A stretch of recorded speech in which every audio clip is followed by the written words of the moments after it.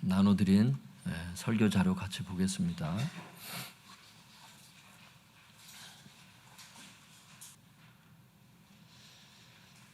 오늘도 하나님께서 우리에게 말씀을 주셨습니다. 그래서 우리 사랑하는 성도님들 한 분 한 분 우리 힘으로 전도하기가 힘들어요. 하나님께 능력을 받고 힘을 받고 그 힘으로 전도할 수 있기를 바랍니다. 제목을 한번 따라해 주시면 감사하겠습니다. 왜 전도해야 합니까? 왜 전도해야 합니까? 왜 전도해야 되는가? 여기에 대해서 오늘 하나님 말씀을 한번 보도록 하겠습니다. 히브리서 9장 27절 같이 읽어보겠습니다. 시작. 한번 죽는 것은 사람에게 정해진 것이요 그 후에는 심판이 있으리니. 사람이 한번 죽는 것은 정해진 운명이고 죽은 후에는 심판이 있다고 말씀을 하십니다. 모든 인간은 죽습니다. 그리고 죽은 후에는 반드시 하나님의 심판대 앞에 서야 합니다. 이것이 모든 인간에게 정해진 운명이라고 성경은 말씀합니다. 모든 인간에게 정해진 운명, 죽고 하나님의 그 심판대 앞에 서서 자기 행위대로 이제 심판을 받아야 되는데, 천국 가는 사람이 있고 지옥 가는 사람이 있고 운명이 이제 나눠지는 것을 우리가 보게 될 거예요. 먼저 그리스도인의 운명에 대해서 볼 거고, 그 다음에 불신자들의 운명에 대해서 볼 거예요. 그리고 하나님의 소원이 무엇인지를 마지막으로 보고 말씀을 마치도록 하겠습니다. 먼저 그리스도인의 운명이 어떻게 되는지 한번 보겠습니다. 로마서 8장 34절 같이 읽어보겠습니다. 시작. 누가 정죄하리요? 죽으실 뿐 아니라 다시 살아나신 이는 그리스도 예수시니 그는 하나님 우편에 계신 자요 우리를 위하여 간구하시는 자신이라. 여기서 누가 정죄하리요? 라는 말은 누가 그리스도인들에게 유죄 판결을 내릴 수 있는가? 라는 뜻입니다. 유죄 판결을 내릴 수가 없다는 거죠. 그리고 간구하시는 자란 변호해 주시는 자. 변호사가 있어야 변호를 해주잖아요. 이게 간구라고 돼 있어서 그냥 기도해 주시는 분 이렇게 해석을 할 수 있는데 그게 아니고 변호해 주시는 분 이런 뜻이에요. 그래서 이 구절은 이런 의미가 됩니다. 누가 그리스도인들에게 유죄 판결을 내릴 수 있는가? 우리를 위하여 죽으셨을 뿐 아니라 다시 살아나신 이는 그리스도 예수시니 그는 하나님 오른편에 계신 자요 우리를 위하여 변호해 주는 자신이라. 유죄 판결을 내릴 수가 없어. 하나님의 심판대 앞에서. 왜? 변호사가 계시대. 그분은 바로 그리스도 예수시니 그분은 하나님 오른편에 계시면서 우리를 위해서 변호해 주시기 때문에 누가 그리스도인들에게 유죄 판결을 내릴 수가 있는가? 라고 얘기를 하고 있는 거예요. 그 그리스도인들을 유죄 판결 내려서 유죄 판결을 받아야 지옥 갈 거 아니에요? 근데 유죄 판결을 내릴 수가 없다는 거예요. 왜? 하나님 오른편에 계신 변호사 때문에 안 된다는 거예요.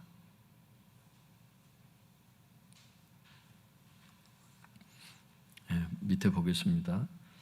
앞에서 모든 인간은 죽고 죽은 후에는 반드시 하나님의 심판대 앞에 서야 한다고 말씀드렸습니다.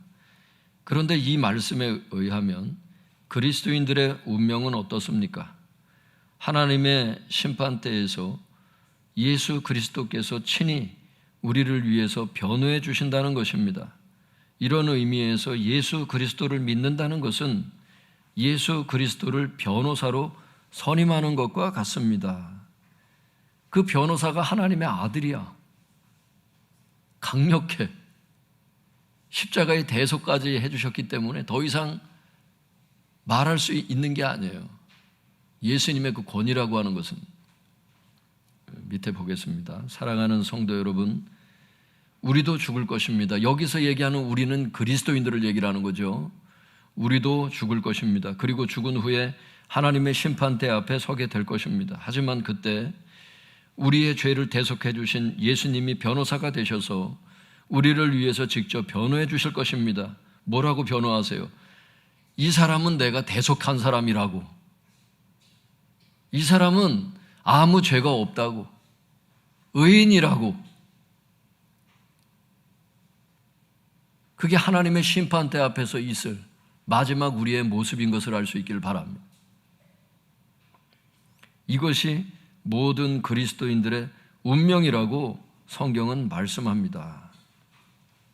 그 다음 보겠습니다.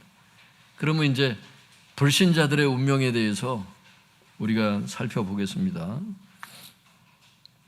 요한계시록 20장 11절에서 12절, 그 다음에 15절 붙여서 읽어볼 때 이제 문맥이 이해가 되니까요. 같이 쭉 읽어보겠습니다. 시작. 또 내가 크고 흰 보좌와 그 위에 앉으신 이를 보니 땅과 하늘이 그 앞에서 피하여 간 데 없더라. 또 내가 보니 죽은 자들이 큰 자나 작은 자나 그 보좌 앞에 서 있는데 책들이 펴 있고 또 다른 책이 펴졌으니 곧 생명책이라. 죽은 자들이 자기 행위를 따라 책들에 기록된 대로 심판을 받으니 누구든지 생명책에 기록되지 못한 자는 불못에 던져지더라. 11절에 보면은 크고 흰 보좌, 이게 심판대예요. 그 위에 앉으신 하나님 계시지요. 12절에 보면 죽은 자들이 큰 자나 작은 자나, 이 세상에서는 큰 사람이 있고 작은 사람이 있고 많이 배운 사람이 있고 적게 배운 사람이 있고 많이 가진 자가 있고 없는 자가 있고 이래요. 근데 하나님 앞에서는요, 죽은 자들이 큰 자나 작은 자나 그 보좌 앞에 다 서야 합니다. 다 서가지고 뭘 하느냐 하면 12절의 그 끝부분에 보면은 죽은 자들이 자기 행위가 있을 것 아니에요? 살았을 때 자기 행위들이 있을 것 아닙니까? 그 행위를 따라 책들에 기록된 게 있어요. 하나님이 다 기록을 해놓으셔서 한 사람 한 사람 전부 싹. 하나님께서 인간을 만드시고, 인간은 이런 예전에 보면 막 카메라, 지금도 마찬가지지만 이런 걸 찍어가지고 자료를 남기기도 하고 책을 쓰는 사람도 있고 회고록을 쓰는 사람도 있는데, 하나님은 그런 걸 할 수 있다는 생각을 왜 안 하는지를 모르겠어요. 일거수일투족을 다 기록한다는 거예요. 사람이 태어나면서부터 죽는 순간까지 전부 다 기록을 해요. 그 책들이라고 되어 있는 거예요. 그래서 단수가 아니라 복수로 기록되어 있기 때문에 죽은 자들이 자기 행위를 따라 책들에 기록된 대로, 그러니까 뭐 잘생겼으면 좀 봐주고, 뭐 좀 이 땅에선 뒷거래가 있는데 뭐 리베이트 주면 좀 봐주고, 이게 아니에요. 책들에 기록된 대로 공의대로 그냥 심판하셔요. 그래서 책들에 기록된 대로 심판을 받는데 예외가 있어. 15절에 보면 생명책에 기록된 사람은 불못에 안 들어간다는 뜻이에요. 생명책에 기록되지 못한 자는 불못에 던져지더라, 이렇게 얘기를 하잖아요. 불못이 지옥입니다. 요한계시록 할 때 우리가 주석을 다 뒤져보고 찾아보고 했지만 이게 지옥을 뜻해요. 불못이. 불못이 굉장히 큰 포함 관계로 얘기를 한다면 음부나 뭐 이런 것도 다 여기에 들어가거든요. 나중에 보면.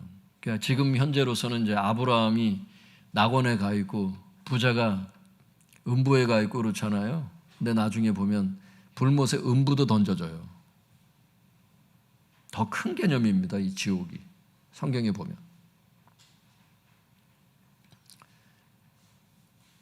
그리고 낙원이라고 표현되어 있지만 그것이 나중에 보면 새하늘과 새 땅, 천국으로 나중에 주님께서 새로운 세상을 여시죠. 그 밑에 보겠습니다. 11절에 크고 흰 보좌와 그 위에 앉으신 하나님이 계십니다. 그리고 12절에 죽은 자들이 큰 자나 작은 자나 할 것 없이 모두 그 보좌 앞에 서 있습니다. 그리고 죽은 자들이 자기 행위를 따라 책들에 기록된 대로 심판을 받습니다. 결국 15절에 누구든지 생명책에 기록되지 못한 자는 지옥에 던져지게 됩니다. 여기서 생명책에 기록되지 못한 자가 누구입니까? 앞 구절에 따르면 예수님을 믿지 않으므로 예수님을 변호사로 선임하지 못한 자를 뜻합니다. 즉 불신자는 모두 지옥에 던져지게 된다는 것입니다. 사랑하는 성도 여러분, 불신자들도 죽을 것입니다. 그가 높은 사람이든 낮은 사람이든 많이 배운 사람이든 적게 배운 사람이든 부자든 가난한 자든 그가 어떤 사람이든 죽을 것입니다. 그리고 죽은 후에 하나님의 심판대 앞에 서게 될 것입니다. 하지만 그들에게는 변호사가 없습니다. 왜냐하면 그들은 예수님을 믿지 않으므로 예수님을 변호사로 선임하지 못했기 때문입니다. 그래서 그들은 모두 지옥에 던져집니다. 이것이 모든 불신자들의 운명이라고 성경은 말씀합니다. 이 말씀만 있는 게 아니에요. 성경에 불신자들이 지옥에 간다는 말씀은 여기저기 얼마나 많이 있기 때문에 여기 다 기록할 수 없을 정도예요, 성도님들. 불신자들은 이 땅에서 얼마나 잘 나갔든 대통령이 됐든 뭐 누구든 다 지옥에 가는 것을 알 수 있길 바랍니다. 이게 정해진 운명입니다. 모든 사람이 죽은 다음엔 하나님의 심판대 앞에 서야 되고 그리스도인의 운명이 있고 불신자들의 운명이 있고 운명만 있을 뿐이에요. 내가 어떤 라인에 서 있는가? 지금 돌이켜보면 나의 가족들은 어떤 라인에 서 있는가?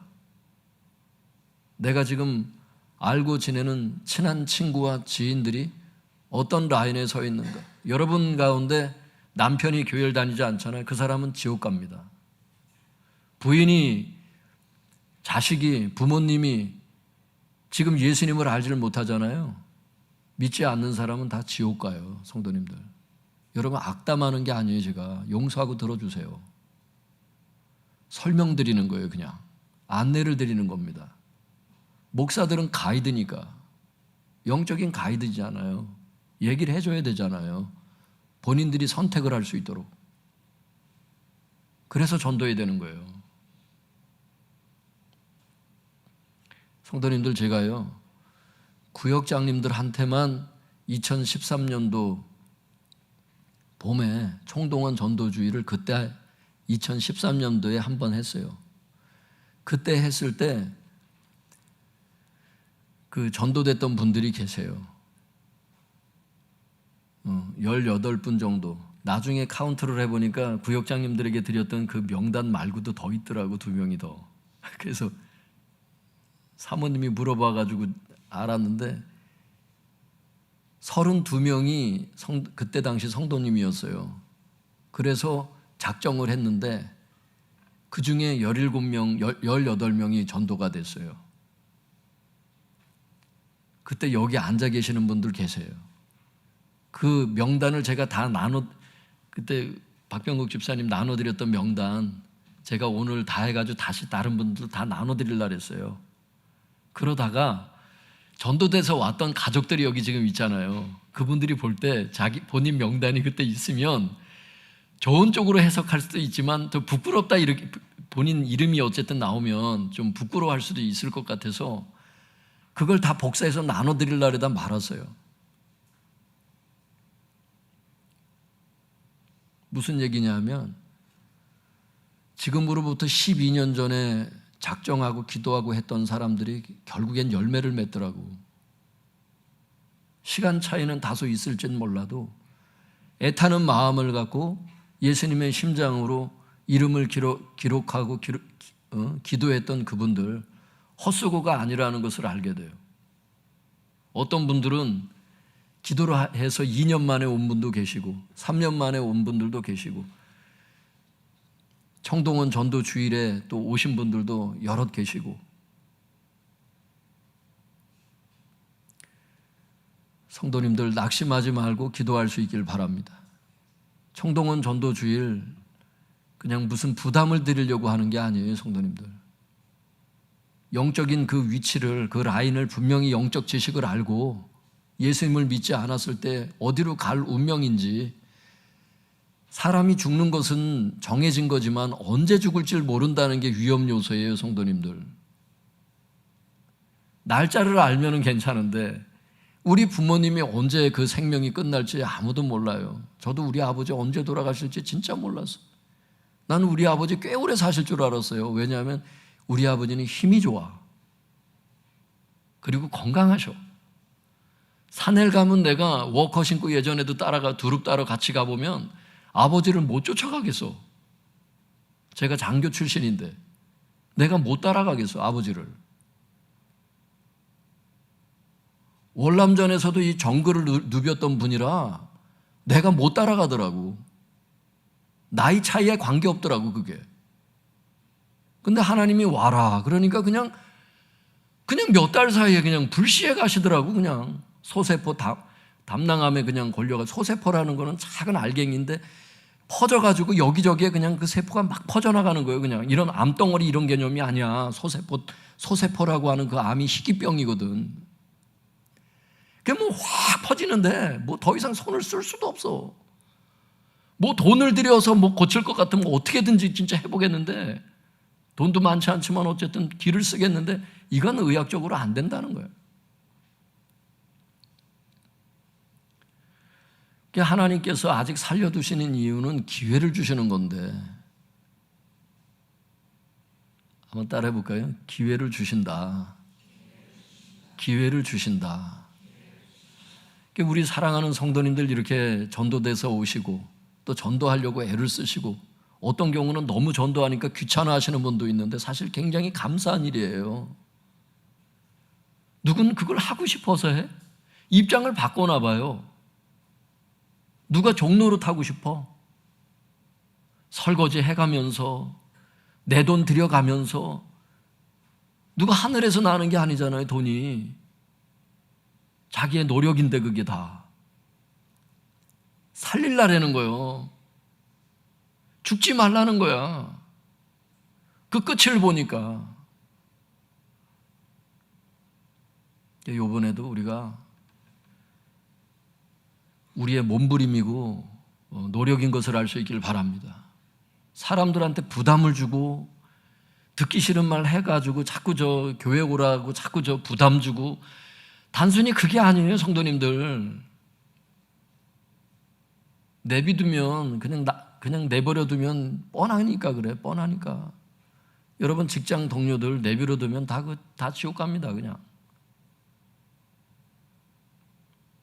하나님은 하여튼 책들에 기록된 대로 심판하시고 살아있는 사람들에게는 기회를 주시는 거니까 있는 동안은 하여튼간 길을 쓰고 그거를 해야 되는데, 노력하면서 기도하시면 하나님 역사하십니다. 할렐루야. 도와주십니다, 하나님께서. 너무 낙심하지 말고 기도하세요, 성도님들. 디모데전서 2장 4절 마지막 구절 같이 읽어보겠습니다. 시작. 하나님은 모든 사람이 구원을 받으며 진리를 아는 데 이르기를 원하시느니라. 사람이 한 번 죽는 것은 정해진 운명이고 죽은 후에는 심판이 있습니다. 이것을 잘 알고 계신 하나님은 소원이 하나입니다. 그것은 모든 사람이 구원을 받고 진리를 아는 데 이르는 것입니다. 사랑하는 성도 여러분, 이 하나님의 소원이 우리의 소원이 되기를 바랍니다. 이 하나님의 목표가 우리의 목표가 되기를 바랍니다. 왜 전도해야 합니까? 예수님을 믿음으로 구원을 받고 예수님을 변호사로 선임하라고, 그래서 불못에 가지 말라고, 그래서 전도해야 합니다. 우리 찬송하겠습니다. 앞에 여기 가사 보시면 돼요, 성도님들. 가사 띄워주실 거예요. 2절과 4절만 찬양하겠습니다.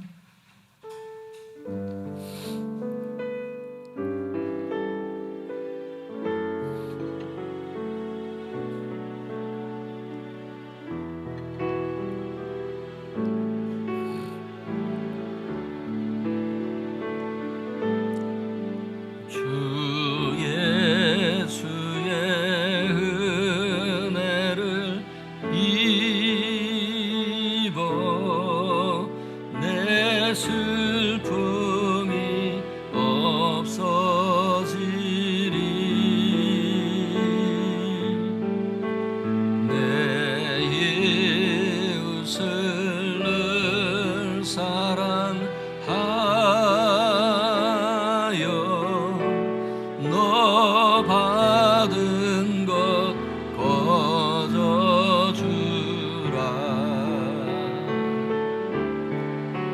주 예수께 조용히 나가 내 마음을 쏟아 놓으라.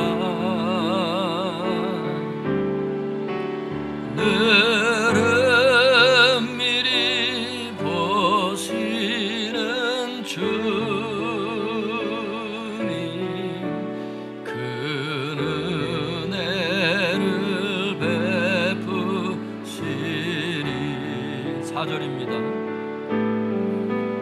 너 주님과 사귀어 살면 새 생명이 넘치리라.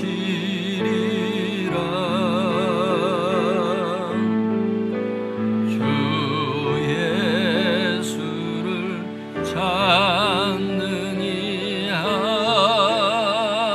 앞에 참 밝은 빛 비추어라. 주 예수께 조용히 나가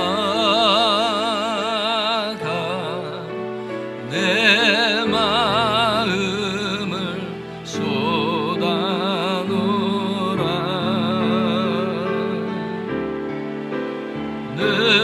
늘은 미리 보시는 주님 그 은혜를 4절만 다시 하겠습니다. 4절만 한 번 더 하겠습니다. 너 주님과 사귀어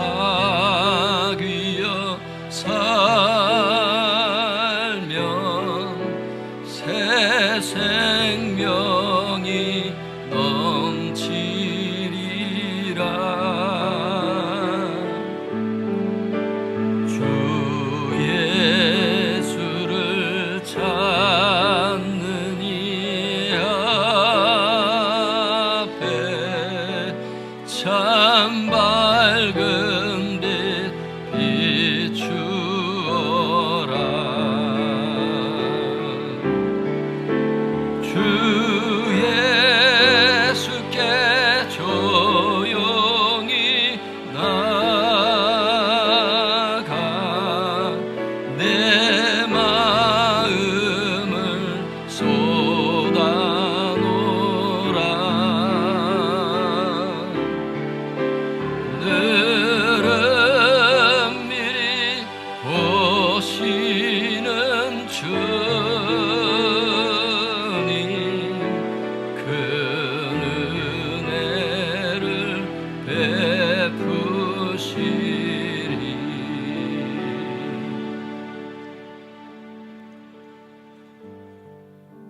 하나님은요 마음이 되게 이렇게 우주를 만드시고 이렇게 역사의 수레바퀴를 돌리시는데 어떤 면에서 마음이 되게 여리신 것 같아요. 제가 느낄 때는. 그러니까 마음을 쏟아놓는 자리에서 하나님의 마음이 무너지시는 것 같아요. 오늘도 말씀하시는 거예요. 주 예수를 찾는 이 앞에 길을 찾는 사람들 있잖아요. 길을 찾지 못하고 죽어가는 그런 모습을 볼 때 참 밝은 빛을 비춰주라는 거예요. 그러면서 하시는 말씀이 주님, 주 예수께 조용히 나가 네 마음을 쏟아놓으래요. 그 마음에 그 상한 심령들이 얼마나 많아. 쏟아놓을 때 늘 은밀히 보시는 주님께서 그걸 이제 보실 것 아니에요? 쏟아놓는 그 자리, 그 기도의 자리, 큰 은혜 베풀어 주신다는 겁니다.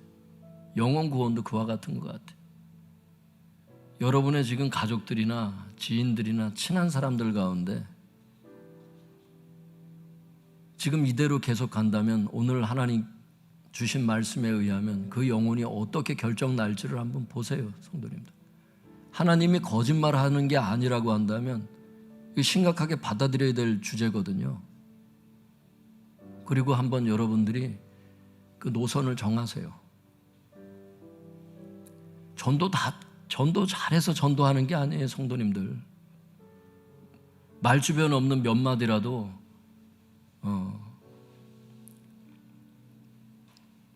그 진심으로 하는 말이 이제 그게 마음에 와 닿는 거거든. 이 시간에 하나님 여러분들 그 사람들 기억하면서 이 사람들 하나님 좀 기억해 주세요. 주님 앞에 섰을 때 대속하신 예수님께서 보증하시는, 변호해 주시는 그런 사람 될 수 있도록 예수님의 대속을 믿고 돌이키는 사람들 되게 해달라고 위에서 기도하세요. 하나님 이 시간 여러분의 기도를 은밀히 보실 겁니다. 기도하겠습니다. 거룩하신 하나님 아버지, 이 시간 주님 앞에 우리가